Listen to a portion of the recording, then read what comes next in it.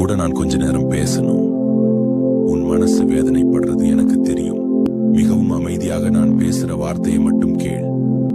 எனக்கு பாதுகாப்பு இல்லையோ, நான் தனியா மாட்டிக்கிட்டேனோ, என்னை காப்பாத்த யாரும் இல்லையோ அப்படின்னு உன் மனசு பதைபதைக்குது. ராத்திரி படுத்தா கெட்ட கனவுகள் வருது.